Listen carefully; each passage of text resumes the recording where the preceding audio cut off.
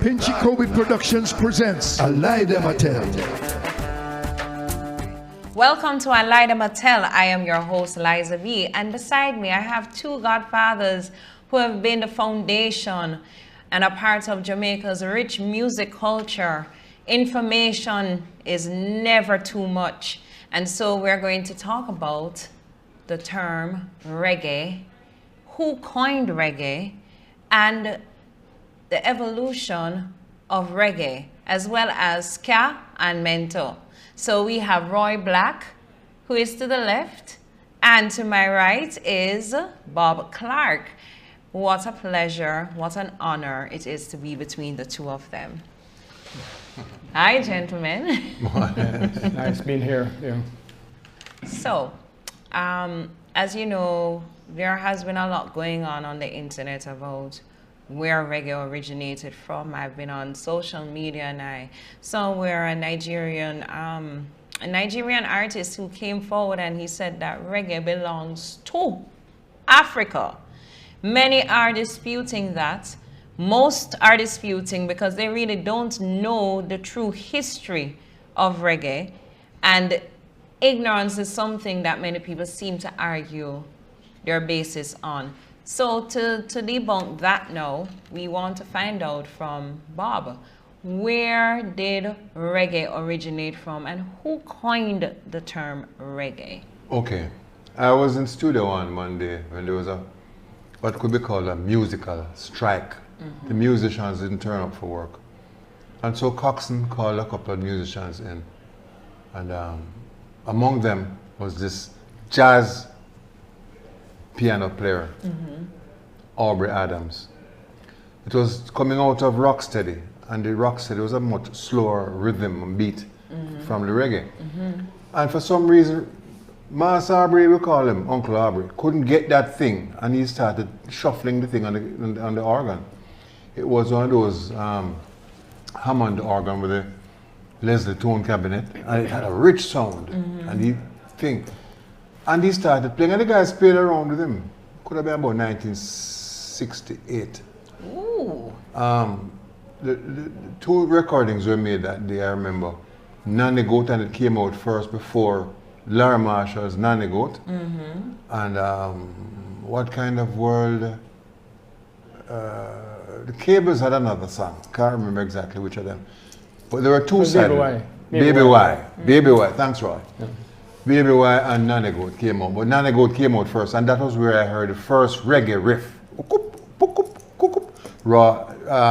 Aubrey Adams played it. Studio One. It didn't come from Africa. As a matter of fact, Adams is not even a Jamaican. It could be a Cuban or something else. But it came from out of Studio One. Yeah. Wow. Can I just add something to that? Sure. I spoke to, what's his name? Cable Drummond, the leader of the Cables. And he told me that when Baby Y was made, Nanny Goat was nowhere around. He said that Baby Y was made in early 1968.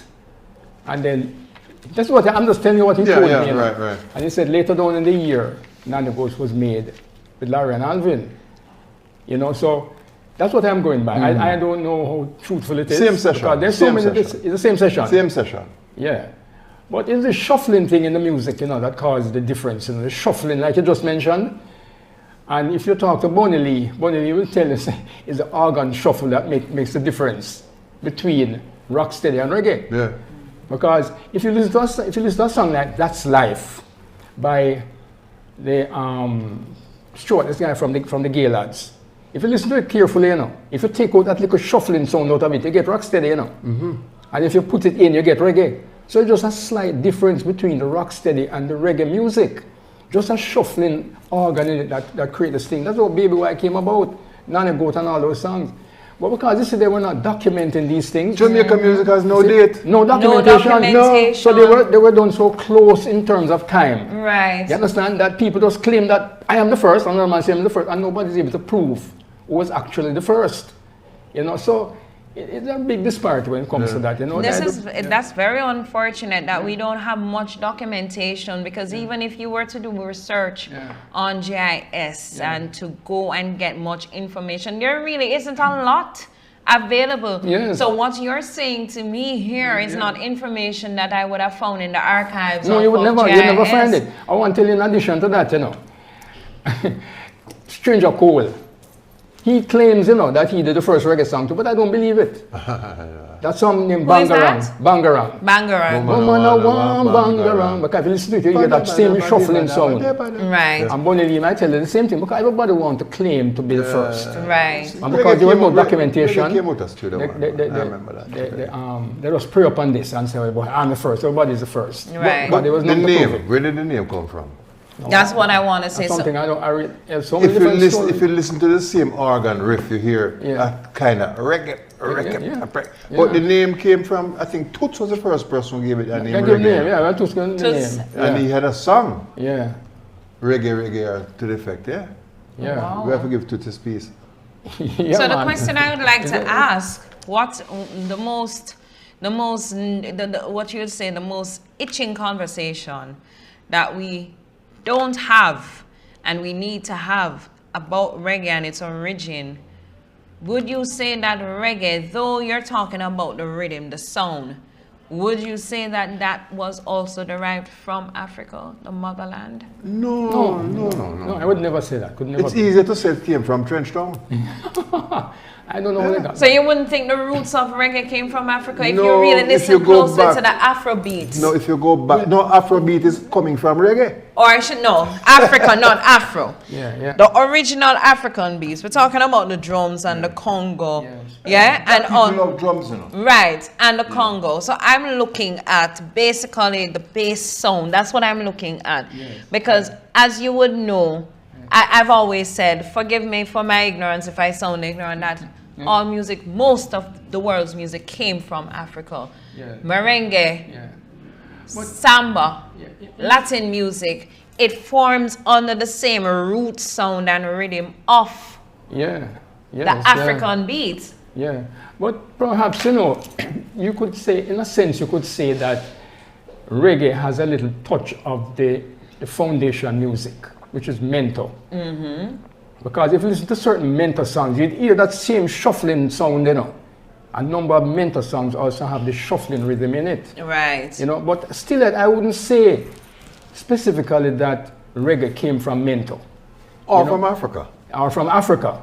I wouldn't say it came directly from there. I think reggae is some experimentation that was going on with the rocksteady that created reggae. As I told Just you. outside of Yes, Rocksteady. just outside of Rocksteady. So Rocksteady Yeah. would be the father that Of gave reggae. the father of reggae, Of reggae, right. and the dancehall. Yeah, and then you Yeah, probably man. would say that ska would be the father of Of Rocksteady all. too, Yeah, because yeah, right. Rocksteady came out of ska because it was like a slowdown of the ska Slow beat. it down. Wow. They slowed it down, you know.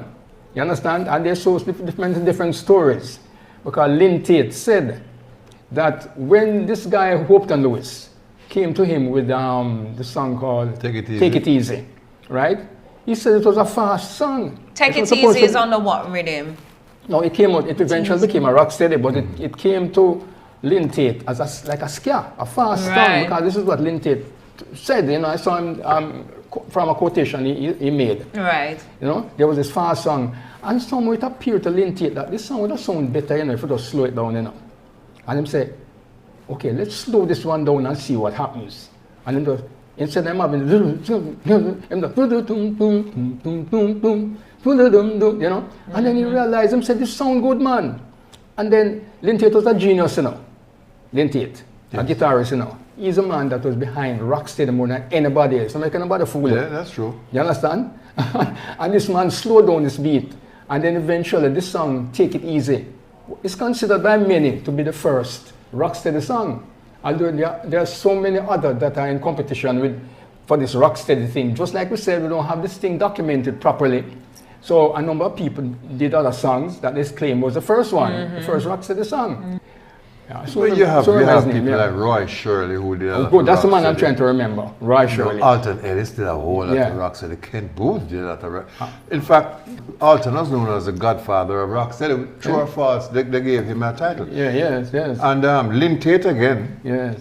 was at Treasure Isle, did a lot of work with Alton to enhance the rocksteady thing, you know? Yes. Yeah. So I don't know where the African thing came from. Well, I spoke to Hopeton Lewis, not Hopeton Lewis, the name you just mentioned a while ago. Roy? Roy Shirley. Yeah. And he told me that Hold'em was the first recording that had this one drop beat. This See? one drop thing, which is quite synonymous with rocksteady. Yes. You understand? So he also claims that he started the rocksteady thing. Right. You know, and I think you have some guys from the Belltones that say that them started it too. But like we said, you know, because the documentation It's wasn't not there. properly There will done. be many claims. Everybody claimed to doing this thing, but I really believe Where that did the name come from? That is what I would like to know. Where There did is the a brother. name- There was a brother called Jojo Bennett. Yeah. He used to play trumpet with Baron Lee and the Dragonaires. And he had his little band, you know, apart from Baron's band. And he would say, let's rock them steady. Yes, right. There's a slow dum dum, drop and the rest and rock them steady. Yeah. And that's where I know the first time I heard the term. Yes. Rock steady. Yeah, that could be true. That could be true. But there are other stories to which. There are hundreds so of many. stories that could Yeah. contradict that one. Yeah, man, 100 that could You know, and contradict it. there's no documented, again, no documented proof. You know, Yes. Jamaican music has no date. It's timeless, I suppose. Right. And we don't have any dates on the, we don't have any history on the documentation of its genesis, which is what makes a lot of us have so many claims to where reggae came from. So, You see, those days, you know, the musicians and the singers weren't concerned about documentation, you know, because that wasn't earning them any money. No. They're not interested in that. What they're interested in, you know, is not even money either. They're just Popularity. interested in popularity. So these early artists, early Jamaican artists, they just wanted to hear their song on the radio. You understand? And that is their greatest. Because even Derek Morgan, you know, he told me, you know, that when him do the early songs for Duke Reid, right? And eventually Duke Reid didn't release his songs. That first song he did, Duke Reid never, because he used to just play it on the sound system. Most of those songs were So made he for couldn't sound get to system. hear a song on the radio, and that is what used to get him upset. So he left and go to a guy named Lico Wonder Smith. That was along Spanish Town Road, and Lico Wonder released his first song, which is a song called Hey You Fat Man, right? So Derek Morgan was unique, you know, because the first song he did wasn't his first release. It was about the third song that he did for this guy named Lico Wonder, because Lico Wonder released the song. And when the song was released, now that's the time said Duke Reid started to release his song and realized that, you know, this man is very, very popular. You understand? So, you know, it's a whole heap of stories, you know, that keep floating around, you know, with this music thing, you know. Yeah. Derek. wow. Yeah, Derek. Derek Morgan, Yeah. he's one of the many godfathers Yeah. in the music biz. Yeah. Him, Toots and Milt, Yeah. Toots and what's his Yeah. name? Sir Coxsone Dodd. Yeah. And there's another one. Can't forget him. Derek- Lee Scratch Derek Perry. Yeah. Lee Scratch Perry, But yeah. while we're on the subject of Derek Morgan, but I can't let the story pass by and I don't mention it, you know. To my mind, Derek Morgan was the most important individual in early Jamaican music in the promulgation of the whole thing. Very important. The most important, I'm telling you, because Derek Morgan is the person that actually started Beverly's Records, helped Well- Beverly's to start it, Yeah. right? Derek Morgan is the man that got Jimmy Cliff into the music business. Wow. Because when Jimmy Cliff came to town and was trying to get a job, and he saw this place named Beverly's Records along Orange Street, right at the corner of Orange Street and North Street, he went to this China guy and was asking him to sponsor his song. That's what he used to do, ask to sponsor it. Right. And the sponsor eventually became the producers, right?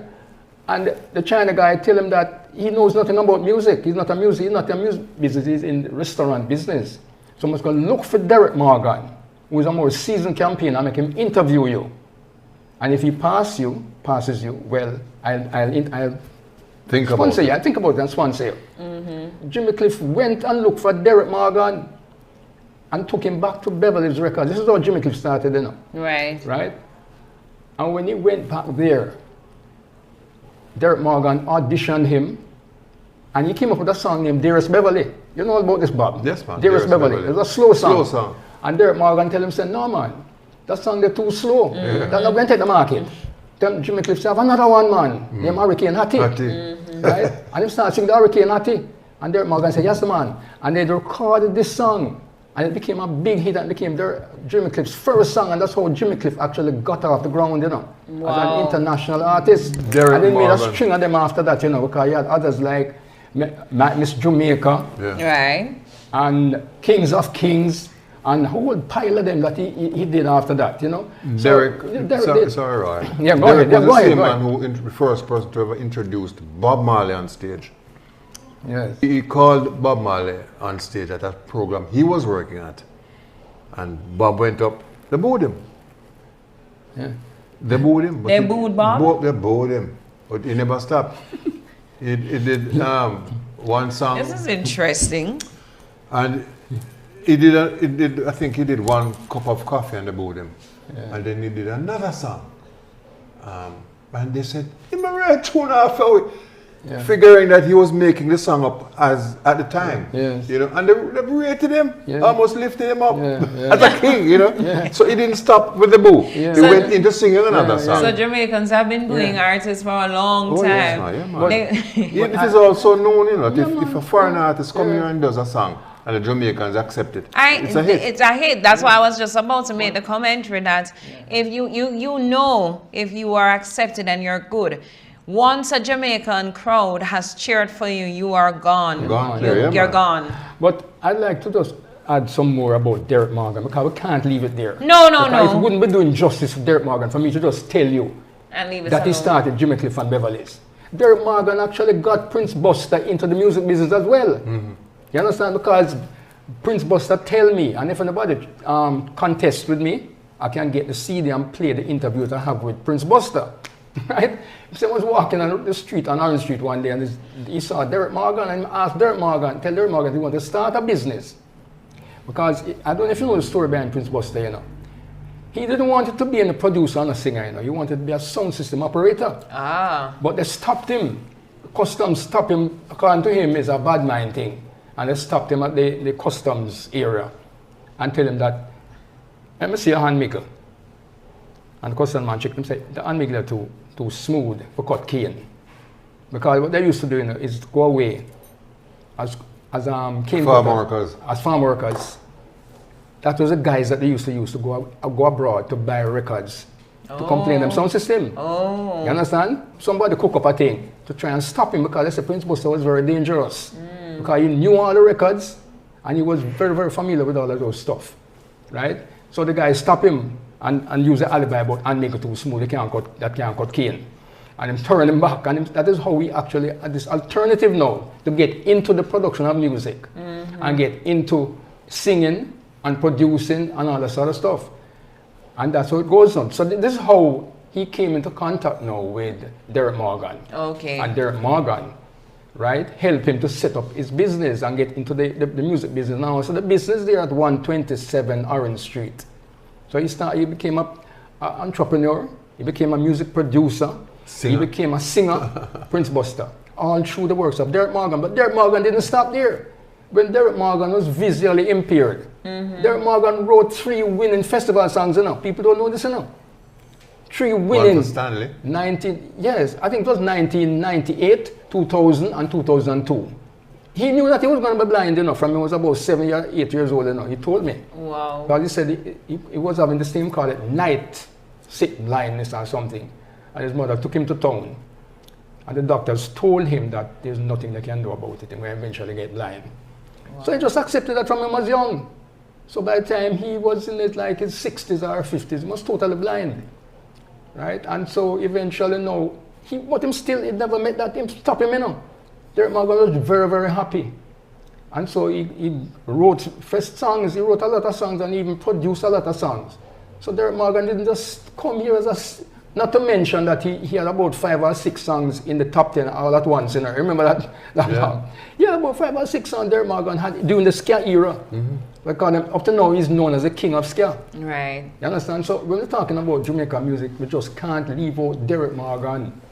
He's the man behind most of the stuff that is happening, but he's grossly underrated. Well, yeah, clearly, because we've not heard much of Derek being and there are so many other godfathers who have really and truly brought the music to where it is today, that they have contributed so much to the music.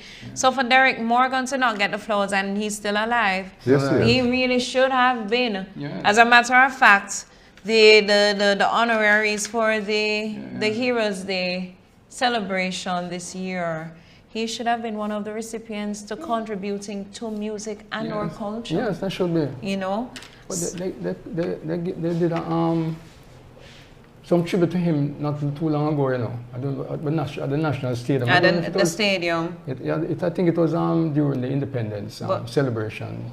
Yeah. We But- constantly hear about Yeah. the Marleys. We constantly hear about Peter Tosh. Yeah. We hear so much about Dennis Brown. But we don't hear about the true foundation Of the music. of the music that helped to bring reggae to where it is today. As we speak, we're looking at the evolution of reggae. We're looking at its first record. When was reggae first recorded? Do you remember? 68, around about 1968. 1968. Okay. And for the ska, when did ska first circulate the scene in Jamaica? I would say it would be between 1961 and 62. Okay. Absolutely. I think that's about the time because there was people like Eric Montemorris, Right. was one of the earliest Right. of the ska heroes. Right. And you had others like Prince Buster, Stranger Cole, Derek Morgan, and quite a number of others. Right. You know, but to me, it's kind of difficult to find out how ska really evolved. But I think it came out of the American boogie. Right. I think it came out of the American boogie. Yeah, And one it of was the a songs, doo-wop. one of the songs that was primarily responsible for that was a song called Easy Snapping by Theophilus Beckford, because that was a turning point, you know, if you listen to the music closely. Right. That was a real turning point, because before that, Capulus, yes. Theophilus Yeah, Beckford. Capulus Beckford, that Yeah. is, he is who to Keeling Beckford. No. No, No? no, Relationship? no. Okay. Not that I know of. I know Keelan and I No. don't know of them. Okay, okay. But he was a piano player Yeah. who was a singer. And he did this Easy Snapping song that took off like a rocket, you know. Yeah. And like Roy said, it's a turning point in Jamaican music because we were listening to the North American music, the doo-wop stuff and the Fats Dominoes and these. Is there a song title you can give us from the doo-wop? See, they have songs like even the Fat Man. Hey, you Fat Man, Derek Morgan. It's one of those like a bolero kind of thing. But that pop, pop, pop, pop, pop from the Right. same doo-wop era.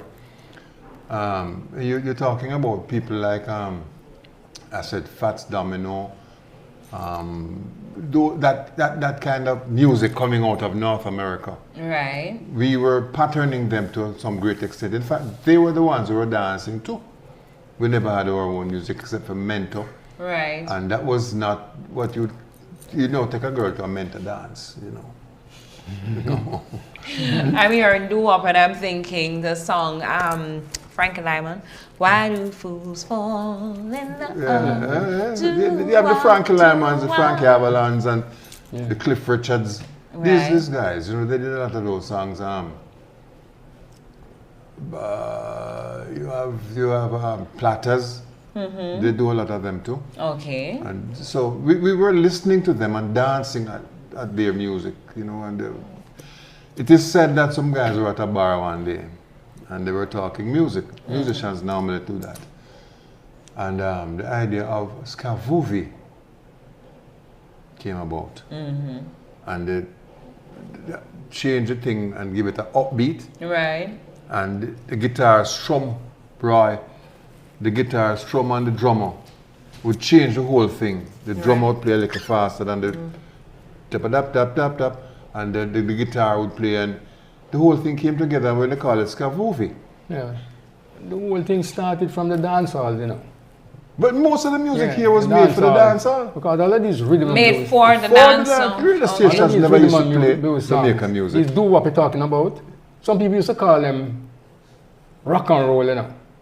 Even the Platter songs, Yeah. like Great Pretender and Only You, they are classified as rock and Rock roll and songs, roll. but some people call them doo-wop same way. You understand? So in the dance halls during Jamaica, during the late 50s or the mid to late 50s, these are the songs that used to get people on the dance floor because Rock we had no dance Jamaican halls. music. Yeah. We had no Jamaican music. Jamaican music was not yet created. But after And what time was this? What this is period of about time? from about the mid 50s. Early 50s, man. Okay. No, from early 50s, because early 50s was Mento, you know. Right. Early 50s was Mento, and then it's eventually got Well, that involved. was as close as they get to Jamaican music, the mentor. Yeah, right? So when this music came on stream now, you know, it used to rock dance halls, but I understand now that after a while, the sound system operators couldn't get these records anymore. They were drying up. Right. That is how we decided to start to make our own music, you know. Right. But we patterned it off the Foreign the thing. foreign music, music. the American music, in order to keep the dancers in the dance hall. Ah. Because these are the types of music that they used to dance to. And they didn't Okay. want it to just switch on them suddenly with something. So our Jamaican musicians was trying to make songs that sounded like those songs to keep the people, in order to make money for themselves. A too, as case well. in point is the same Derek Morgan's Fat Man. Yes, yes. Hey, you fat man. Yeah. Leave my Yeah. girl alone. Yeah. Hey, you fat man. Yeah. Leave my girl alone. Easy snapping from Fearful Back for doomby doomby doomby Yeah, yeah. doomby doomby Yeah, yeah. doomby Yeah. doomby. And Oh. yeah. It's pattern, yeah man, it's pattern. Yeah. The American So when you have this song, hey, hey, yeah, hey. So is that dungy dung? So it goes on. I can't get the I think you rhythm kind of properly. pop me there, but I know where you're going. You yeah? know where I'm going. Hey. So you see, Hey, the whole of this thing come from the American R&B or doo-wop or Yeah. rocksteady or rock and roll, sorry. The how rock you wanna and roll. call it. Yeah man, that eventually evolved and got the Jamaican music came on stream now. The ska came on stream, patterning this boogie sounding Yeah, song. yeah. Right. And then eventually rocksteady, growth of ska. So we could say that is the American R&B was the Influenced. foundation. Yeah, influenced it. Is the influence Not of it, African. not really Mento. No. I wouldn't say Mento was So the you influence. really don't more- think more Africa Spanish. had anything to do with it at all? Well, I wouldn't say no. The fact that most black people have the same music pattern in them built in, yeah? Drum, bass, that kind of a thing. Yes. So if black man is from Africa, then you give them Africa a bit of the credit there Right. because your origin and you. But in terms of the music itself, in its totality, it started here. Jamaica has, who can tell you Steel Pan came from France? They never tell, you can't tell anybody that. What? Steel Pan didn't come from France. It came from Trinidad. Yeah? Yeah. And you can't take that away from Jamaica. Reggae is Jamaican. Yes, of course. I am of the opinion that reggae, the not reggae in its entirety, but the roots of reggae lies from the music in the motherland. The only part of that I could agree with, is the fact that Mento had its root in Africa, There you go. right? And perhaps the people who want to say that reggae came from Africa, Right. they will tell you that if you listen to reggae music, you'll hear some sounds that you hear in Mento music as well. Because there's no doubt, the music came here from Africa, it was the slaves that used to play these things on the plantation system, in Jamaica, You touched another subject. Right. And the slaves used that for Yeah. their little, when The they're gatherings. for their gatherings. As a matter Yeah. of fact, I learned also that that was part of their runaway plan. Of course. Their escape Yeah, plan. because what communicated happened, through is music. Exactly. no, what actually happened is that they were not allowed to congregate, Them beat them and things like because Punish once them. start congregate, the slave masters start to believe that you're planning to run away. or to cause an. Those people were. So what they used to communicate with the music, you know. Yeah. Right. They used to make certain sounds because they know different sound meaning and everything, and that's why they used to talk to each other too. It's happening still, you know. The It is- Abeng, the and Abeng the Maroons tribe. use, you know. Yes. Yes. So you see, the African, that's where I would agree in a sense that About the music some coming of from the Africa. reggae might But- have a touch up from the from. No, it does because you say mentor. Yeah, but- mentor comes from that. Yeah. That circuit, that culture. Yeah. So in essence, mentor coming here, reggae. If it were not for mentor, we wouldn't have the reggae. What you say? No, I don't think I would. I don't want to go that. No, I You wouldn't wouldn't. agree with that. No. No. You All I wouldn't? would say is No. that the reggae have a touch of mentor in it. Probably these In musicians point, were in listening. point, in probably point like, of fact, the sky is still in the reggae if you listen it, you know. The sky is still there. Yes. So I don't think we have strayed it too far from our root in terms of the mentor. Right. And if you're going to say mentor came from Africa, then that might be the touch of Africa in the reggae. Because the mentor is still in the reggae, you know. Exactly, right. That's what I'm Right, saying. right. yes. So outside of that, Yeah, you really can't separate the tea from the water. Yeah. So in reality, you know, the reggae really deeply rooted came through the Jamaican music. So you're Which saying is that it's rocksteady. here. It came This from is- Rocksteady. Yeah, man. It's the experimentation of the musicians, yeah. right? That actually brought about this, because they weren't planning anything, you know. These guys were just playing around and playing music. But and I told you that the experimenting. thing came out by chance. With chance. Yes, yeah. you did because Yeah. you told me that you were in studio. Yeah, That's When by the chance. first- By Like a chance. stroke of luck. Yes. Do you see how honored I am? I'm sitting beside the foundation of the people who were here to witness the first recorded reggae song, the reggae beat.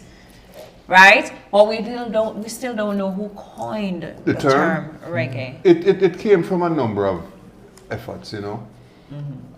Raga, reggae. In point of fact, a lot of people would discredit the music, you know, by using derogatory terms to refer to it. Stregge, when it came out first, a lot of people would use the word stregge. Stregge is a loose girl who, Yes. you know, and there was the stregge music. Right, you must have heard that term. Yeah, man. Because And it was never respected. Yeah. Colonialism helped that, in didn't point of it? fact, I tell you something, you know. Like ska couldn't pass Crossroads, you know. People Yeah. like Baron Lee, you have to give them Yeah. people credit. Yeah. Baron Lee and his band took ska above Crossroads, so the Ligani clubs and the various members club and the, you know, Rocksteady felt the same way and reggae got the same treatment. Couldn't Well, pass Crossroads. the reason it couldn't pass Crossroads, we all knew that colorism and colonialism had a major impact. It's more than that. It's more than that. Because even when they were going to promote ska abroad, the Scatolites was the dominant force behind ska. And they would never send those men to represent Jamaica and the music. No, they sent Baron Lee. We look here. You know, So you don't Right. think, Eh? so you do not believe, you want to tell me that you don't believe that colorism and colonialism was It's part more, of it's the more reason? than it's more than that. It's more than What that. would you- Discipline is also a part of it too, you know. Baron Lee had a tight structure. I'm not giving the Chinaman a credit more than him deserve, you know. I'm only saying to you that Baron Lee had a tight structure. Every member of his band wore the same kind of uniform. They were uniformed. Right, They had the stands in front of them and they looked decent. right, Like a North American band, eh? right. You have people, as a matter of fact, you don't see a member of Baron Lee band smoking a cigarette. No, that's it. Because Eh? you see, that's it. If him Because go and smoke, him go around the back and them smoke a days, cigarette. there Well, was so those much things against- make a Eh? There was difference. so much against ganja smoke. Oh, Lord, come on. And Rasta man. That is one of the reasons why this guy Scatolites couldn't go there. God, them said them not send them Eh? Ganja smoking. smoker there abroad to go represent You're Jamaica. mad. I'm Because it was going like people like running as Ral and Barony that arranged this thing, you know, in 1964, you know, yeah. to send these Wow. guys abroad, you know. I think Jimmy Cliff Wow. was one of them. Stranger Cole, Eric Montemoris, Byron Lee and them guys to go abroad to promote Jamaica. With Edward Yeah, Siaga yeah. was a man behind it too. Yes. Right. Right, to send these guys abroad to Promote promote Jamaican Jamaican music. music. Right. And the other days, Byron Lee were their friends. Yeah. They weren't friendly with Scatterlights band. Because No, them said apart them from guys that, smoked my herb right, smoke apart up. from that, you couldn't send them on And them them. don't want Them them Rasta to go face, there. them And Rasta man and all them something to go. Man, of course, better than a smoke ganja split. Yeah, yeah. So there was an That was order. not, that was unheard of. So all Right. those Scatterlights was a band that was duly Yeah. Honored, they should have been the one honored to be to have honored. gone. They were sidelined. As a matter of Right. fact, 90% of the music that came out those days had a member of the Scatterlights in it. Right. Yeah. If you're talking about Clue J, somebody from the Scatterlights was in the band. Right. If you're talking about Drum Vega, somebody from Scatterlights was in that band. Right. Yeah. So if you could never have played ska and a ska band as member of the Scatterlights, not included in the thing. Yes. Yeah? Yeah. But you couldn't send them as a group. And even with the They evolution. wouldn't of the want to music. take that chance. Even Not that they would do it, not that would be disrespectful, you know. Yeah. But you wouldn't want to take that chance, Yeah. Yeah. you know.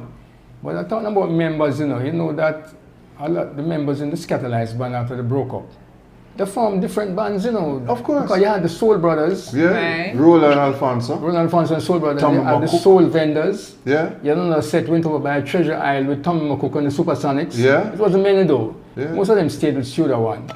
But they had these Soul Defenders, Sound Dimension Sound and all of Dimension. them, which was members. No, I don't think any member of the Scatterlights. No, the Scatterlights had didn't reach the Sound Dimension style, you know. Soul it Defenders. was yeah. later. It was later on. Yeah. Yeah, man. But Sound So- Dimension, yeah, Right. had members. In fact, Sound Dimension was as a result of the breaking up of Scatterlights, and then they came up with the rocks of the group, so like And then Roland Alfonso and the what's the name again? Soul Brothers. Soul Brothers. Soul Brothers. Yeah. Yeah. You know, these groups came about after the breaking up of the Scatterlights. Yes. But- and then you also have some music, you know, that you just sounded like ska, but sounded like rocksteady at the same time. Yeah. Remember those songs? Girl, I've got a date. I used to call them transition ska. Yeah. You know, because Derek Morgan sing quite a number of them, like Impossible, like Riding for a Fall, Bob and all Andy. those songs. Bob Andy sing Got like to Go I've Back Got to Go Home. Back Home. It have a touch of ska in it, you know, but Even it's today, not a leaning reggae towards has ska in rocksteady it. too. Right. So I used to call them transitional Transition. ska. That's what I call them, you know. And that's the name I use, transitional ska. Yeah. You know, but you can hear the touch of the Scatterlights in those bands, you know, when Yeah, they man. reformed, you Yeah. know, Yeah. right? The Soul Brothers and so forth. I'm Right. telling you, it was a period of great music right here in Jamaica. Right. That was awesome. But you know, in all, what I have learned, basically from the two of you, is the road. It seemingly had been a road for reggae to be accepted and embraced by us here locally. Yeah. And I would want to say, I think it was accepted when Bob Marley Yeah. went overseas Yes. and was accoladed and loved and lauded Yeah. by the foreigners Yeah. that we now embraced it. Because you Yeah. know how it goes in Jamaica. I know. It ain't good until the foreigners approve it. Yes. And you can't leave out Chris Blackwell either because people don't like to mention Chris Blackwell. No, Chris Blackwell played a very, very Call them say, important role. The good comes with the bad. Yeah, you And we know. have to No, but you give can't. credit what where bad, it is. What bad did Chris do? No, You know, no. But Chris there are made people. reggae international. Yes. And so- Junior Lincoln. Yes. You can't leave Junior You can't Lincoln leave- out of you the can't thing. leave Bamboo out that Records. man. Yeah, yeah. These people did a lot of work with reggae. I mean, Mm-hmm. reggae was at one stage to me England's national tune, rhythms. Yes. When you couldn't go to England and don't hear a reggae. Right. It was like being in Jamaica, you know. But even Right. ska, you know, Ska, was yeah, very, yeah, very yeah. popular in England, you know, Yeah. during the 60s too. Yes, man. Mainly through Prince Buster Derek and Morgan, Derek Morgan. Right. Jimmy Cliff. You understand? Because those guys went abroad, you know, and helped to promote Jamaican ska. Right. Yeah, Mon- Through Morris. through a man named Emil Shalit, which was a guy that owned that Blue Beat label. Right? It was Melodisc. His label was Melodisc, Yeah. but they established the Blue Beat label as a subsidiary to Melodisc, primarily to distribute Jamaican music in England. You understand? And so we used to have a lot of these ska. Eventually to the point where many of these ska songs became known as blue beat. Right. But many people don't know so blue beat is a label, you know. Yeah. They think it's a dance, Yeah. it's a music, it's not a Type music. of music. It's It's a label named Blue Beat. Because the fact, songs were distributed on the Blue Beat label by Emile Chalet. the records, the label was blue. Yeah, Blue Beat, and it had Blue Beat on it too. Yeah. You understand? So, you know, we had this ska was promoted highly. And a man that was very, very important in that era was Larry Lakin. I'm trying to remember his name. Larry Lakin. Larry Lakin was a man that was very, very important. He was the first Jamaican artist that went abroad and put Jamaican music on the international map. Yeah. It was about 1960. Larry Lakin. Larry Lakin was like a mentor singer, you know, Yeah. in Jamaica here, you know. Yeah, Wow. you know. And then he went abroad and he did so much for the music. So we can't leave out Larry Lakin either. I wrote for the Gleaner, you know. Yes, you Between should. 2012 and 2019. Right. And the things that you hear me talking about here is what I write in the Gleaner. Right. It's what I talk about on the air when I'm on KLS, right? The music. You understand? But when I write now, it seems to conflict with what the other people are writing because they're not coming from the source, you know. They're coming from Google. And other things in this Google and Wikipedia is incorrect. Google is a Google. I have found that it's incorrect because I've gone in there and I've seen some things, and when I go to the original people and ask them say, no man, them not go so. Lie them a tell. Lie them a tell. Well, What thing name? I lie them a tell. Lie them a tell. I am your host, Liza B, and this was a lie them a tell. Yeah. Definitely a lie them a And tell. we are here to expose the truth. Right. Thank you so much. Stay tuned next time. I hear a past Prime Minister of Jamaica couldn't read all right. A lie them a tell. It's true Annie Palmer used to kill her husband them and suck them blood. Pure lie that man. It's true say all the black people who live in Jamaica come from Africa. Bag a lie. I heard say the word reggae was made up by a white Englishman. Lie. Pinchykobi Productions presents A Lie Them a Tell.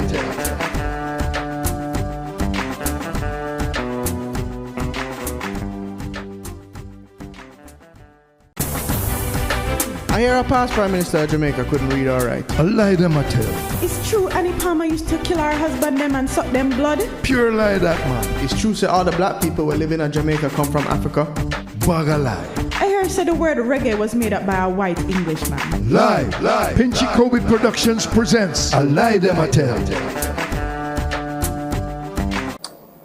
Hi, I'm Liza B. Welcome to A Lie Them a Tell.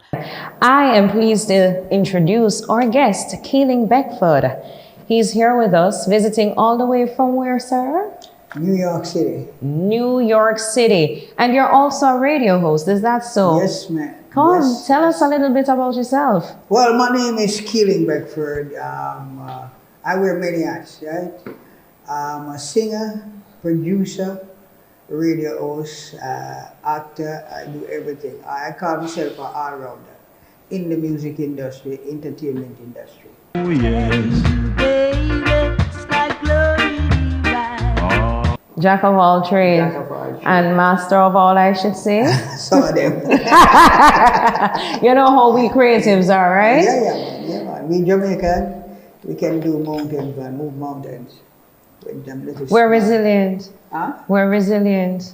And anywhere you put us, Yeah, we man. thrive. Yeah, we just fit in, you know? Anywhere you put a Jamaican, especially in New York, Oh, boy. we thrive. Any part of the world, any part of I said New York. You know why I say New York? Yeah. I bet you wouldn't tell me why. No, I don't know. I think New York is one of the toughest cities in the United States.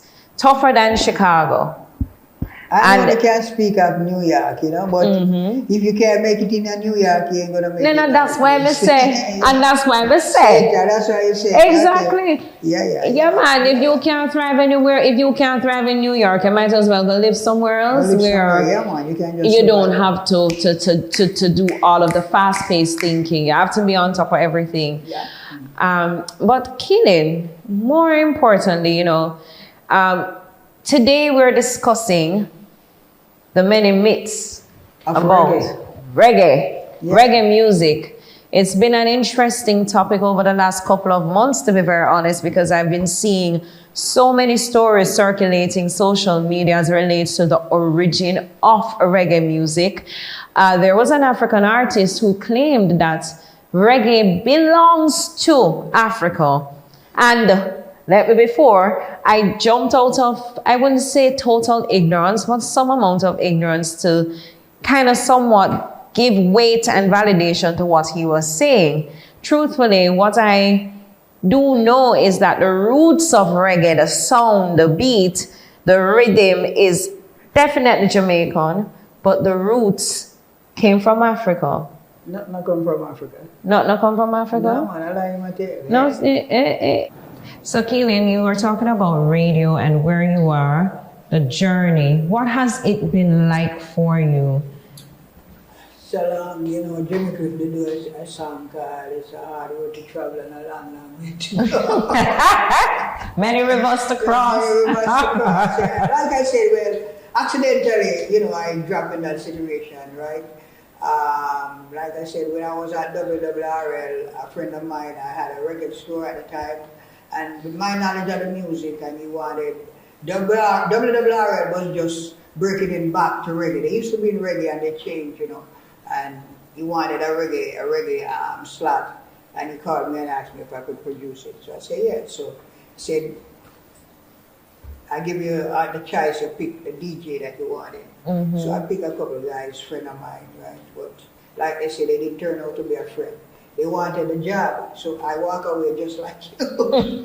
Yeah. Medium, ego, eh? Yeah. And I walk away, and then I switched to WVIP, and I had a friend of mine who used to host a 15-minute radio program for me, right? So he wasn't doing what I was paying him for, you know, try to shortchange me all the time, right? So I say, watch man, if I'm paying you for 15 minutes, I don't want your 10 minutes. Right. And him say, well, it's my show and I do what I want. So I say, it's my money, so I do what I want. I just quit.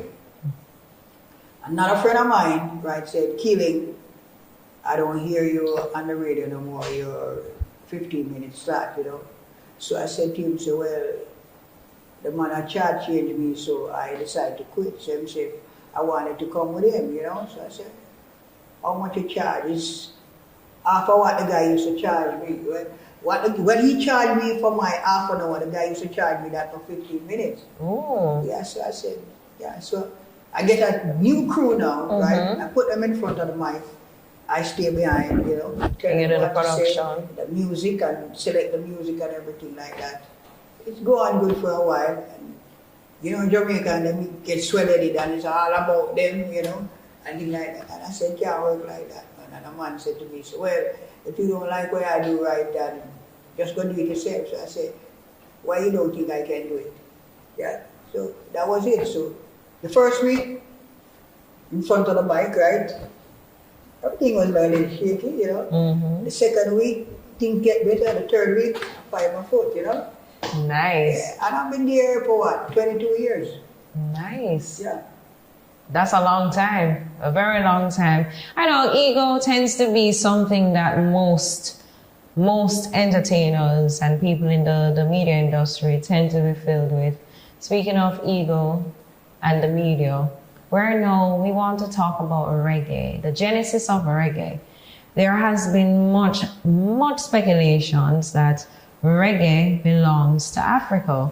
And I have been seeing much of that on social media. I actually jumped on the bandwagon to add my little validation to that claim by saying that reggae, the roots of reggae, though reggae is not from Africa, the roots of reggae belongs to Africa. But then there seems to be some form of myth that has to be debunked, as we say, Elijah Mattel. So, Elijah Mattel, all right. Where reggae developed in Africa, somebody would have to tell me, because I was there when reggae was started. I'm on the 10 person who make reggae. I can tell you how the name come up, the person who do it, and the first set of reggae songs. So how that come from Africa? I don't think, well, for me, as I said, the roots of reggae is coming from Africa. Well, they say the drums come from Africa, but I wouldn't say that the reggae music or ska music or rocksteady music come from Africa. It developed right in Jamaica. Okay, so When you say it's not from Africa, are you saying that there is no association, affiliation? No, none whatsoever. Wow, interesting. And all this time I thought that because music, when we think about Africa, we think about the congregations, we think about the slave trade, we think about how slaves communicated with each other through music. Yeah. And so therefore their drums, their horns, they're coming together to create a combination, a fusion, a musical fusion. Yeah, you have all kind of music, all forms of music, right? But we're talking about reggae music, and that's Jamaican music. You understand me?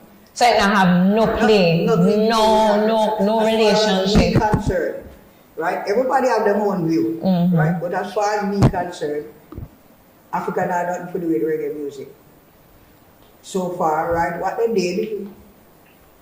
Remember, right, in the 60s or 50s when the music started, right? A lot of people in Africa didn't even hear or know about it. A lot of people think that reggae would break in Jamaica. Reggae didn't break in Jamaica, it broke in London. Really? Yeah. In London? Explain that to us. Right? Okay. The man who started reggae, nobody talk about him. Nobody give him credit. His name is Clancy Eccles. Lad wife turn a pillar of salt. Lad wife turn a pillar of salt. Lad wife turn a pillar of salt. Down in Saddam and Gomorrah. All of you who talk about Coxsone and this and that, Clancy was trying to change the beat from Coxsone. So that's a Clancy Eccles. Clancy Eccles used to work with Coxsone, him and Lee Perry. They was partner right on Orange Street, and they decided to change the beat on Coxsone because Coxsone was dominating in Rocksteady. So they want to change the beat. So that's how the whole thing come up.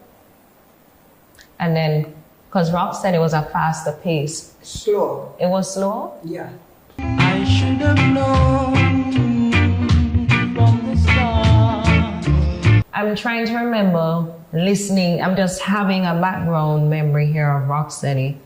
And it has a... So isn't it... So which one is a fast... Is it Sky that is faster? Sky was the faster one. So Rocksteady was a slower one. Rocksteady. Right. They pick up back the pace with reggae. Again. I was running like a fugitive all the time. Right. Because I was just about to say that reggae was the up-tempo version of ska and Rocksteady. Yeah. Okay, cool. So when was the first reggae song produced? Reggae started between the end of 1968 up to 1969. Right? You have three guys. Clancy Eccles, Lee Perry, and a guy they call Andy Cap. He was the engineer. Lee Perry, Scratch Lee Perry. Scratch Lee right. Perry, yeah. So they started to experiment. And they come up with this rhythm, right? You have a guy called Glenn Adams. Gonna write you a letter, turn it in a song, let those memories. Okay, he come up with a shuffle. He changed the shuffle a couple times because I don't know if you ever heard about Janko Skank. The Janko Skank, baby, will you do that? No. Yeah, never. that was part of the development of reggae. You have a creeping organ. If you listen to a song called Hollywood Hill by the Fabulous Flames. Sing a song. You hear that song. Nice. Right? And Derek Morgan did one that a cover version of Benny King. Right. Yeah. It's called, I think it's the last song. I don't remember the name of it, but it's one of Benny King. I can look it up and tell you. Yeah. So that's the whole thing come up. You understand me? So the first song was a song called Time is Marching On by David Isaac. Time marches on. Produced by Clancy Eccles and Lee Scratch Perry. The second one is called Bagaboo, I'm the King of Reggae by Clancy Eccles. Why are you acting like a vagabond? This is interesting to me because I've never heard of David Isaacs. in all the mentions of mentionings where we've listened and we've heard of the Bob Marleys, the Jimmy Cliffs, the Dennis Brown, there has never been a mention of a David Isaac or a David Clancy. Isaac is out there a long time from Scadies, right? But you have a lot of people come before Bob Marley and Jimmy Cliff, all right? My family member, right, sing the first hit record in Jamaica, Easy Snapping, Theophilus Beckford. Easy snapping. Easy snapping. And Bob Marley is not the first international artist. Was Millie Small and Prince Buster. Billy Small. And Prince My boy, are you up? You make my heart go giddy up. and Prince Buster. And Prince Buster. Madness, madness, they call it madness. You know, I find our musical history to be so rich because it's like the digger you deep is the more you find.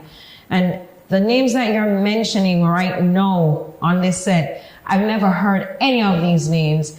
And this is where I will implore and encourage most of our musicians and our historians to start documenting. Well, nobody documented the music in Jamaica doesn't have anything documented. No. And it's really sad because if you're sending even, and this is why we don't know our true roots and our true history, because there are a lot of things historically that has taken place in Jamaica by many persons that is not recorded, it's not archived. There's no, if you go to the National Library of Jamaica, I'm pretty sure we would not be having this kind of information found down there. Me, as far as me concerned, Jamaica didn't have a music industry. Just some man try a thing, you understand me? And the producer, them keep everything for themselves, right?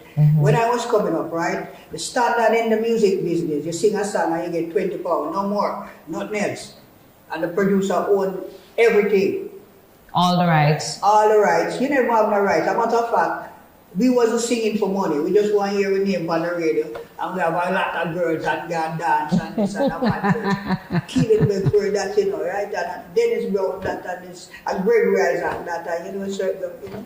So it really was just about fame and having the ladies That's by your right, side. that's right. But no true vision with your craft and the wealth that could have been amassed behind it. You know, sir, you know. Which is a question I've always asked myself. Why is it that you find that most of these... and it just don't happen to Jamaica alone, you know. You know, when I went to the States, right, and start mix with American artists, they've been through the same thing that we've been through. Yeah. I do believe you. I do believe, and it was a different time then. I think everybody was just trying to thrive on being popular, being known, and get their creativity out. Yeah, they just want to be heard, you know. Right. It's all about just want to be heard, and you know, no monetary gain was behind it for the artists. You know, we didn't even know about publishing. I don't know about publishing till I went to London. And you said something about London, reggae in London. When reggae started in Jamaica first, right? Yeah, a lot of people didn't know, supposed to understand. The music industry was controlled by a lot of Chinese.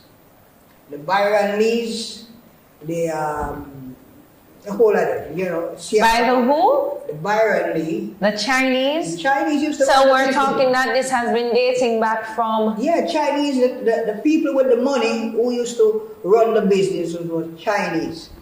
Yeah. So Byron Lee was... Byron Lee, the Corys and all of these guys, red skin guys, them control the business. I tell you something, you know, sometimes when we used to get record play, we go to the press and copy a record, right, with federal on it, and paste it on our record, and take it to the radio station, and them think it's a federal record. It's not a federal record.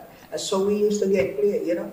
What do you think the reason was behind it? Well, money run, them say, I can't even say that bullshit to our cotton. They say, it's money run the business. We didn't have any money, right?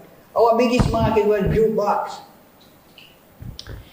So I hear you say it's money run, but I've had some conversations with other big bosses in the business. Their look and take on it is that how Byron Lee and the Dragonaires, when you dated back to those dates, I thought that Byron Lee was more in the late 70s, 80s. No, Byron, they coming from the 60s. From the Way 60s. back, yeah. So in People like Keskin and all of these guys, Sonny Bradshaw and the whole of them, yeah. not to lose my point, in speaking and having these conversations, I learned that it was more of the business approach and how they presented themselves. Because what happened was that the image that was displayed by the other artists, they didn't take their presentation seriously. And so therefore, it made them more marketable. It made Mr. Lee and the other name that you just mentioned more marketable to be able to be taken seriously, to be going internationally with most of these songs. Who was the first man who started put out a song internationally? It's Duke Reid. And that was one of the black man, Duke Reid and Coxsone. I think you got three of them, another one they call Little Wonder. I should have known from the start that you're not meant. Right? Coxsone is Sir Coxsone, Sir Coxsone, that. Yeah. Right. But Duke Reid was the first one who started to travel and go to London. Right. Yeah. Okay. But coming back to Jamaica and the reggae business now, okay? When reggae started in Jamaica, right, you had two classes of music, uptown and downtown, right? When the downtown man creates something, the uptown man copy it, they get all the radio play, they have the money, they can pay the jacks and they get play, right? The man who created the business downtown didn't get anything, right? And would that again boil back to continue, right? There was a white man come to Jamaica by the name of Dave Bedford, right? I thought you were going to say Christopher Blackwell, but anyway. No, Blackwell used to work with another Chinaman, Beverly's, right? Even the name of the reggae, right, is a man who spelled the name, I don't remember his name, but he have a magazine called Swing. So when we come up with the name, translators come up with the name reggae, they couldn't spell it. He spelled it R-E-G-G-A-Y. That's the first set of reggae come out with spelling that way. When Dave Bedford come to Jamaica, saw the music, he took it to London and marketed it against hippie. And he changed the spelling of it. To the current spelling. Spelling now, right. Yeah. So there's nothing like say Jamaican break reggae, broke reggae. Yeah? No, they're not even like it. They was mostly into Jamaica. In the early days, Jamaica preferred calypso.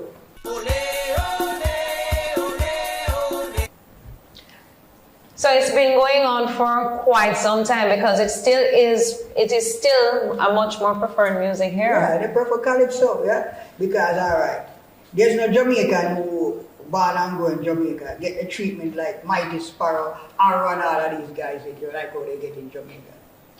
Would you say that is because of the lyrical content? Because we Jamaicans, we must be honest with ourselves. We are a very overly sexualized set of people. Our lyrics are very graphic sometimes, and even in these emerging times where music has changed a lot, the landscape of music has changed a lot. It has become a lot more sexually implicit. So would you say that even then? In the dancehall era, right? But that wasn't going on like that in rocksteady and ska and the early days of reggae. People used to write good lyrics because it was all competition. Yeah. Well, reggae is always a cleaner version and the cleanest music that is out there when you compare it to, and there's no comparison to dancehall really, because reggae music is really conscious, clean. Conscious, clean music. Conscious and clean music. So, it's hearing from you. So we've always been like this. Clearly it's nothing new. We've always been leaning more on the side of the foreigners who, have come into the space with their music. Yeah. Like I said, right? Reggae didn't break big in Jamaica because a lot of people don't know, right? One of the first international reggae. This wasn't done by Jamaicans, it's done by three girls, white girls, they call Johnny Reggae. Johnny Reggae? Yeah. Spell that for me. Just like Johnny Reggae. J-O-H. The reason I'm asking, I need to do my research. Yeah, Johnny Reggae, the group named the Piglets. Reggae, reggae, reggae. Here comes Johnny Reggae. Johnny Reggae, reggae, lay on me. And they were from London. From London, 3 white girls. Well, you see, nothing new. That's all we are. Anytime you do well overseas, then you're embraced here. No, so it stay? Yeah, man. Same way. And it continues to this day. And artists in Jamaica will be working their butt off, producing good music. And the moment that they're received overseas, and I would bring it back to even a Coffee. Coffee's music, I'm pretty sure if she didn't get the recognition internationally and the appreciation and how she's been embraced, I don't think that we would have embraced her. I don't think the same for Chronics. We have always been a very prejudiced set of people, and I think maybe it is from our European background, because you know the landscape of colonialism has impacted us in a very, very negative way, where we scoff at what we have. We don't appreciate, which is why we can easily sell anything out, which is why we don't have a right. When the Grammy Awards gave, were they American or European? Some European guys, I believe, the best reggae album of the year, and then we're here getting upset and in our feelings, but we never truly owned our own music. See what, the group there, they've been around a long time, you know. They've been around a while, because I did my research. Yeah, and they pay their dues, right? I don't have no quarrel that this man come from here, from here, and win the Grammy. As long as you work. And you pay the dues to it, and I think it's an honor. But what it shows you is how conveniently we become patriotic about our music and what belongs to us when a foreigner decides that they're going to tap into what we already have, because we have sold our culture out, really. I don't think, going back from the 60s coming up, right? Singers, I don't think we realize what we created and what we have. So we just go out and sell it cheap. I still don't think we know what we've created. And still today, to this day in 2022, because here you're telling me about this, I'm literally like, it's like that light bulb that just popped in my head. Are you serious? And today in 2022, we're still having these kinds of conversation. Because you have a lot of singers, right, that hit the British top long before Bob Marley, right? You ever heard of a group called the Pioneers? Mm-hmm. Yeah, yes, I've heard of that group. These guys was one of the most popularized group in the whole Europe. You keep telling me yes, but you don't mean it. You keep telling me no. Right? Another guy named Nicky Thomas. For the party to go. Oh, but you know, she get by. Oh, she's living in the love of a common people. Smiles through the heart of a family man. That is gonna buy her a chain to cling to. Mama's gonna love her just as much as she can. You don't hear nobody talk about these guys. These are the guys that paved the way. Long before Bob Marley come along. So there was reggae before Bob. Oh, a lot of people. Reggae before Blackwell took it to the world. You have another guy bigger than Blackwell, the one that used to produce Prince Buster. He was in London at that time, bigger than Blackwell. When Blackwell rise up is when he did Millie Small, My Boy Lollipop. Right? And that was big. Take a artist like Wilfred Jackie Edwards. I don't even hear nobody talk about him. Tell me, darling, tell me you love me so. Call the name again? Wilfred Jackie Edwards. My dear, nobody has spoken about many of the names you've mentioned. The David Isaacs, the Clancy Eccles, yeah? And this guy. These guys that paved the way for reggae, you know? Wilfred Jackie Edwards wrote songs that the Beatles sing. A lot of people cover it. Tom Jones, all of these guys cover it. And this is where we haven't protected what we have. It is a crying shame. And let me tell you something. Jamaica's history of reggae, reggae is what really has helped to create Jamaica or make Jamaica that staple in the world where everybody loves Jamaica, because when they think of reggae, they think of Jamaica. When they think of Jamaica, they think of reggae. Bob Marley. That's the first name, and I think from a marketing place, that we have to give credit to Chris Blackwell and Bob for allowing it to take on its wings and to be where it is now, and as recognized and as loved as it is. Wouldn't you agree? I think you have to give credit to the first Jamaican that started Trojan Records, right? Trojan Records is the company that started to launch reggae music through Europe, all over the world. You understand me? Mm-hmm. Yeah. Blackwell just come, like some people lucky than some. It's like you go out there, right? And you have an idea, but you didn't have the money to get it across. Right. Right? Blackwell have the money and the know because he was part of Trojan Record. Oh. Yeah. Okay. He was part of Trojan Record.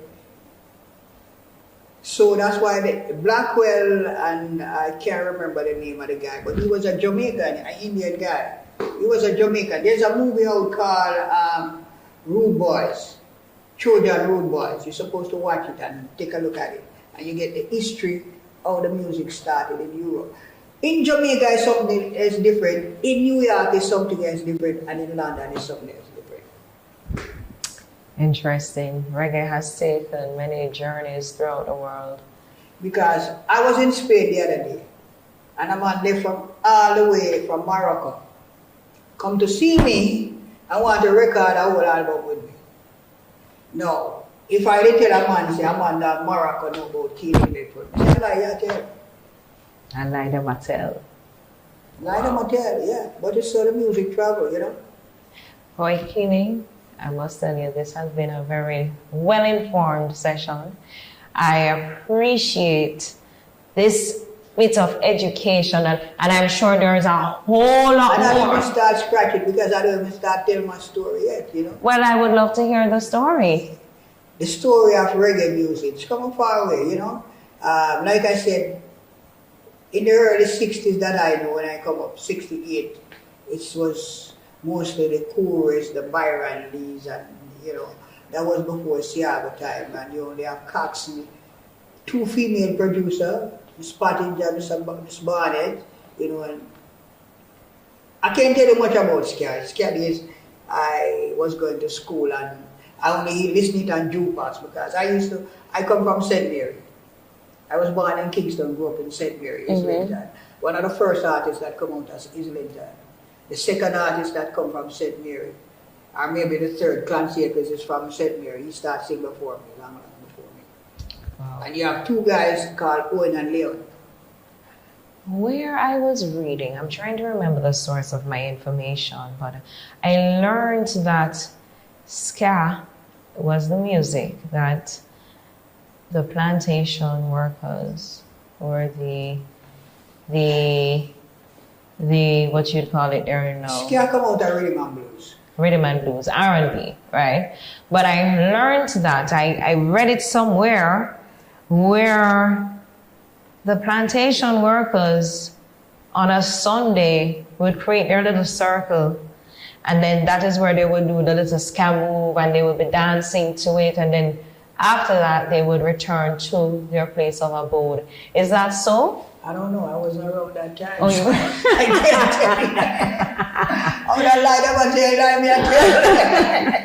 it. But I read it somewhere and I said, this is interesting, which is why I made reference and I reiterate the origins of reggae, the roots of it belonged to reggae. Sometimes when I hear people say, oh, this is the first reggae song, I laugh. Like they said, Nani Gold was the first reggae, and it's Larry Marshall. But nobody ever tell them, say, well, that song that Larry Marshall sing, right? It was Jacob Miller create the rhythm. You understand me? But in them days, right? Say I create a rhythm, right? And I might can sing the song proper, right? Mm-hmm. They just put you aside and call the big time singer. Him sing the song, you don't get no credit. Right. While you do all the work and come up with the rhythm, right? And long after, a couple of years after, a man might, I go through a tape and find and say, but wait, it wasn't Larry Marshall do this tune. It was you. Jacob Miller. Take your start, come back to something else, right? the great taxi rhythm that slided and everybody a taxi. Right. I'm the one who created it. You're the originator for the taxi I'm the rhythm? original creator for that 1960. I love the taxi rhythm. 1972. So that rhythm has been around for eons. But in those days, right, you didn't name rhythm, you'd go by the song. So what? The name of the song was released on under two title, Soldier Boy and Ain't Got No Love. You can look it up, it's on YouTube. My whole world keep falling down just because you're not around. And Soldier it's released on Boy many and Ain't Got No Love. Ain't Got No Love, Keelan Beckford. I will definitely be doing that. As I said, you're spitting a lot of info, a lot of knowledge that I myself had no clue. It's just surface stuff I know. And that is because even if you go on Google and you get Wikipedia, you are not able to uncover the true roots. Yeah, and in those days, right, say you used to have Federal, West Indies, Coxsone, Duke Reed, and everybody have their own spy. So man, he got Treasure Island now, and him say, well, Duke, I hear them man, they plan something, they say, go, change something for you, and it's said girl, everybody have their own spy, you understand me? So, something I go on a Treasure Island is something different from Upper Coxsone, something different from Bell Road or Federal. Everybody have their own little story, right? So that's how it really goes. But no man can say, well, it's me create this. No, the man who come up with that is Clancy Eccles. One of the first reggae tune it was a half reggae between reggae and rocksteady. Is between rocksteady and reggae. It's Say What You're Saying. It's Right. Eric Monty Morris. Wow. You listen to changes there. And that was Clancy Eccles' work. I hear people say, it's Bangarang. Bangarang make long after. Even when they say Toots make reggae. When Toots come from prison, he make 54, 46. That time he make a reggae tune called Susie Wang, long time. But it's all come down to the label. The man who would have on the bigger label get the credit. Which Clancy and Scratch didn't have any money. Right. You understand me? But Beverly's, Kang, they have the money, they control the radio and newspaper and everything like that. So they just drown you. I learned that he was booed off stage on his first performance here in Jamaica. And I said, wait, Bob Marley, the great Bob Marley, getting booed here in Jamaica? But why it don't surprise me? Because I know how our people stay. And he was well received when he performed overseas. Yeah, but what you gotta realize, you see, Bob Marley was just a ordinary guy like anyone out here. Alright? I know Bob from a little But it's all in the marketing though. You're from Trenchtown. Before he catch this, right? Trenchtown, he started out with Coxsone. My uncle used to play piano and all of him songs. You understand me? And even before Chris Blackwell, nobody talk about Johnny Nash, who used to carry Bob Marley all over the place and introduce him. Those are elements and influences. Johnny Nash took Bob Marley, signed Bob Marley before Chris Blackwell. Well, okay. Yeah. But I think Bob had a very good marketing team, and that is what made Bob the brand he is. Chris Blackwell had a good marketing team. Bob didn't have any money. Chris Blackwell. That's what I'm saying. Bob had a good marketing team, so Chris marketed him. That's his marketing team. That's right. You know, and the investment were good. The returns on the investment was great. You know, so it was so interesting to learn that. I laughed because I'm saying Jamaicans really have not changed, because it is still the same thing to this day. You get a new artist who goes on the stage to perform, they may boo you, they may not, but the chances are you might get booed. Sometimes when you get booed, you know, you get better, you know, you start practice more and, you know, develop your craft more, you know. Very true. Yeah, I get booed. Oh, you got booed? Sure. How did you manage that? See, I used to sing like from Sunday school days. I started out in the church with my grandmother. And the first time I went on a big, like a stage show, in Port Murray, right? I was to sing a song and I forget my line. Yeah, I was singing and I got a brain. Everything just dead. I couldn't even remember the song. And people start booing me, you know? Yeah. The following week, I mash up the whole place, yeah. Come back good again. Yeah, come back good again, yeah. But I think that was your first time you perform before a big audience. Yeah? Right. Yeah, and then you put them in. Stage fright. Stage fright, yeah, you know. But that's how it goes, you know. But reggae come a long way. Even in the States, when I go to the States, right? God bless Roman shop, he passed and gone, right? We singing at every corner promoting reggae. And them Yankees used to say, man, I don't go back to the island with no coconut music, you know? Really? Yeah. You know how they're kind of ignorant sometimes. Yeah. And look at it now. Everybody wants to the bandwagon. Yeah? Exactly. So, I remember we speaking briefly, you had mentioned somewhere along the line that you also produced hip-hop reggae. Oh, yes. Tell us a little bit about hip-hop reggae. I've heard about pop reggae. Never heard of hip-hop reggae. No, hip-hop reggae. Hip-hop. The first person that produced hip-hop is a guy called Peter Brown. Right. Okay, then you have Bobby Robinson, Sylvia Robinson, then Keelan Beckford. It was three of us, a team. Phil Pratt, you ever heard about Phil Pratt? No, never heard. Phil Pratt is a famous producer in Jamaica, right? He produced things like Artebella with Ken Boots, you know, Strange Things with John Oates. A lot of hits. He's a hit maker. Pat Kelly, all of these guys, yeah, you know. But he moved to the States, and we still live on Amsterdam Avenue, you know. So when hip hop comes along, I see the opportunity, you know, because it's the same thing like you put a DJ on a radio. That's nothing new, you know. Right. And then I used to be in the Bronx over by a club called The Fever. That time breakdance used to be in. Yeah.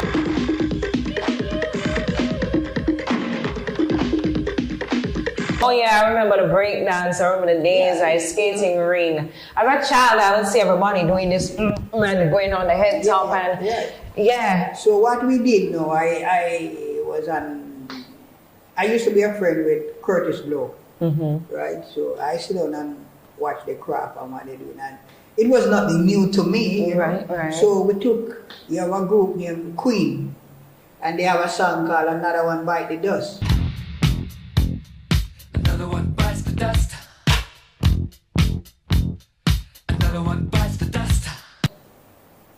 You know that song? Another One. I know the song, Another One. Yeah. So we took that song, go inside the studio, and made it back over, and then we put three guys called Maximus 3 on it. Maximus 3, girl. Oh yeah. And becomes a big hit. You know, you can look it up. So in 2006, when we were watching, these are when we had MTV Caribbean. Okay. They interviewed LL Cool J, because you know he's a godfather from the rap world. LL Cool J, Doggy Fresh. They come after. They come way down the line. They come way down the line. And one of the things LL Cool J said was that, truthfully, we need to pay homage to dancehall and reggae, which is their community, because dancehall is actually the cousin of rap. And he said, reggae is also one of the foundations. No, I wouldn't say dancehall, because when LL Cool J come along, right, we making rap record years before them. Years. You gotta talk to people like Grandmaster Flash. TJ Swan and all of these guys. They are the early guys that started rap music. They come way down the line. It's just like we started out in Rocksteady and now we come to dancehall. So dancehall get all the credit and make more money and stuff like that. Yeah, but when we started out selling records in our car trunk and build up this thing, you know. The way it's at today. And look at the vision, what it has produced. That's right. Wow, an amazing interview here with Keeling Beckford. Keeling, is there anything else that you'd like to add to this before we close off the show? Okay. I gotta thank you for this opportunity, you know. I come to Jamaica very regular, but I'm not into giving interviews and stuff like that. Because Jamaican people is kind of funny. Mm-hmm. We are very. And the thing I find, right, is like me who leave Jamaica, went to America and London, learn a lot of things. Right? If I come and I start talk to you and say, I can do this for you, I do that and that. You look at me and say, oh, look at Keelan who used to walk up and down the street and say, no. But if a white man come here now and he don't know nothing, right, he sell you a bag of goods and you buy it. Because of how we have been programmed. It's all in programming. It is what we have been sold to believe. Thankfully, in these times, most of us, and I would say in my generation, we've pulled away from that concept because we know who the biggest generals are. Yeah, because right now, reggae have about, the last time I heard from a publisher was about 40 million in escrow for Jamaican artists and producers and musicians, but they don't know how to get it. 40 million? That's rich numbers right there. Oh man, reggae music is a gold mine. Very much so. Yeah, but a lot of us don't know how to monetize. Mine it, yeah. Right. I have a company that I just started out in England with a couple of friends of mine, okay?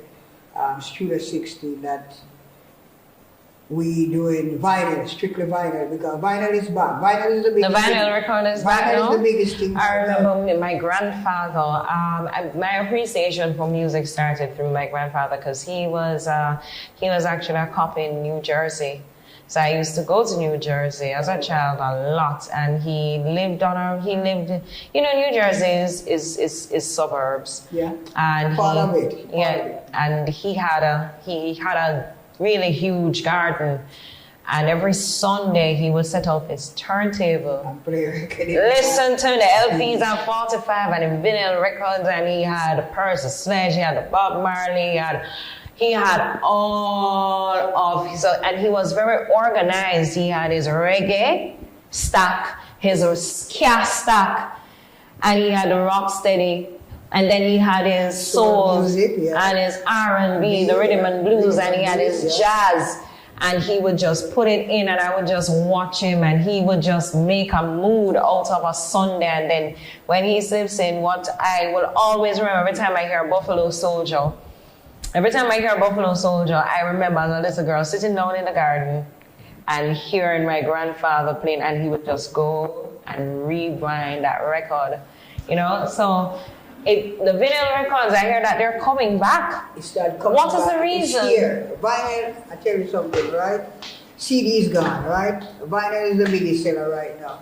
Right, vinyl take over streaming. Well, that's what I'm asking you. Why is that so? When CD was smaller, more compressed meter, what is it? Tell you what, there's nothing new in the world. Everything go around in circles. I'm realizing that. I'm learning it. Yeah, and guess what is going to come back? CD going to come back again too. CD going to come back. Yes, it is going to come back. Video going to come back. Right now, video. I'll tell you something. Cassette tape. Coming back. It's coming back too? Yeah. There is a place down, I think it's in downtown, that they actually, they use a lot of cassettes, but that is also to give it to you on a CD format. They will convert whatever they need to convert. I don't know how they do it. Put it on a CD or they give it to you on a flash drive, right?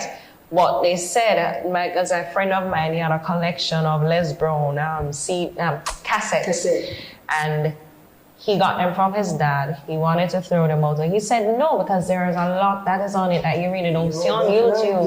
Yeah. And that is when Les Brown was highly marketing himself, and he went down there and they told him, it's a good thing you don't throw it out, and I wouldn't advise you to throw it out either. Right? There's a movie called Summer of Soul. Right? It's about R&B and stuff. That music, that concert was shot way down in the 60s. The guy who shot it was trying to market it. As a black man, it's hard at them time to get on a platform and do stuff. So he just threw it in his basement. He died. Right? So the wife wanted, they have the house there for about 60 years, I heard. Right? So he wanted to sell the place, So he bring in people to inspect the place and things. So they see all these tape pack up in a corner, so they didn't know what it was. So he had some people are friends of them and they said they know some kind of tape and stuff like that. So one of the guys said, I know somebody who in the business and he can tell you what this is. So they go and get the guy and he check it out and when he look and because he got the equipment and stuff like that, it was a gold mine. Yeah. Wow. And so what he did, the lady wanted to sell the house because she didn't have enough money to keep on carrying her husband. That he paid off her bill and tell her keep the house. Keep the house. Yeah. I need to find some luck like that. Yeah. So sometimes we can say, all right, I've been doing videos because I not even touch on that, right? From 1960. And I have one of the largest catalog contents of reggae. All of these shows that I used to keep, I'm the one who put them out from Sunsplash, Sunfest, you name it, Fort Clarence and all of these things. When them guys keep on doing shows, we them call, right? And I used to come video it. People used to laugh at me and say I'm throwing away my money, but they didn't see the video, you know? Right. They don't understand. And if they don't understand, it's easy to judge when you don't understand. Take for now, like 20 or 30 years from that, now, right? How many generations come and didn't know that? And we got and how many will continue to come through and not know? Yeah, you know how many companies wanted to buy my catalog right now? It's priceless. Priceless indeed, and you can't put a price tag on things like that. Because a lot of these guys are not here anymore. Treasures. Jamaican treasures. Jamaican, yeah. Yes, absolutely. Well, Keeling, thank you so much. It was an honor, my dear. It was an honor for me because, as I said, you've been spitting knowledge that I had no clue about. And I look forward to having you here on this show again with some more information. Anytime, man. Just call on me. I'll be there. There you have me. I will definitely be in touch with you. So, as you know, I lied on my tell. We always have to debunk the myths. We don't know the truth. And the more we learn, it is the better it is for us because we don't have much knowledge of our true Jamaican culture, our rich heritage, and our musical influence, and the roots of our own music, which is ska, rocksteady, mental, reggae, and dancehall. And one time they used to call it blue beat too. There you go. So, and before we go, Keelan, I need to know, for our listeners, what's the name of the radio station that you're on? Give us the links where we can find you.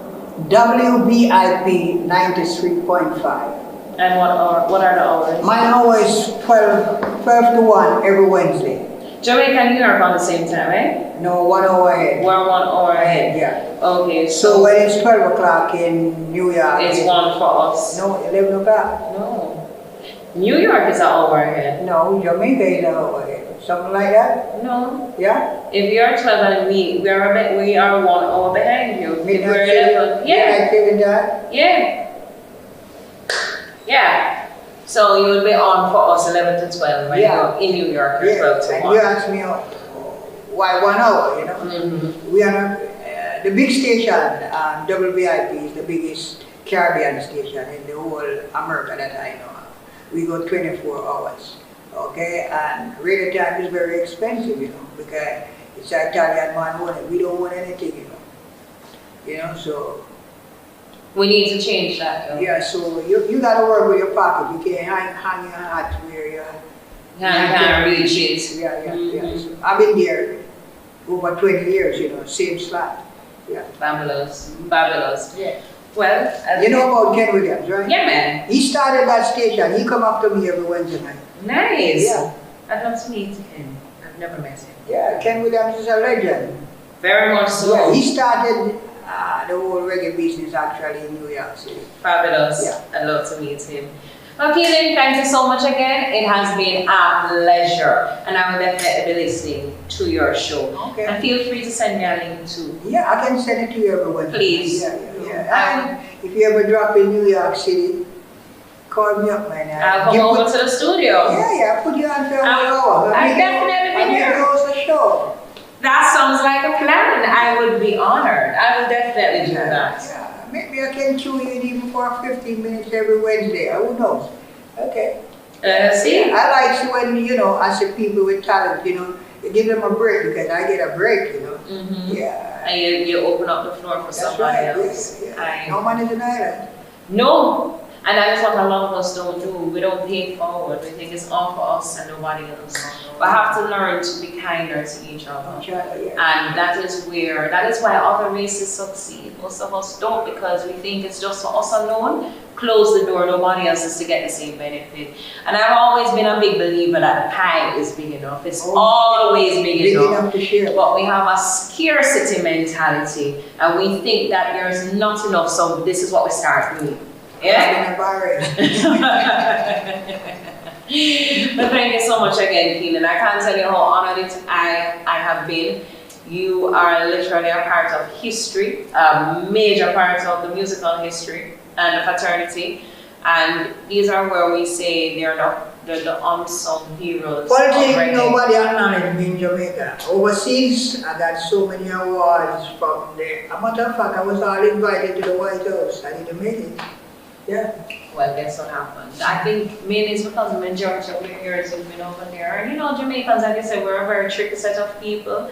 I would even go back to even as far as Spice. She may be very raunchy and raw, and we can't appreciate it. And that's okay, because I don't like all of her music, but there's one thing I can tell you that I love the most about Spice.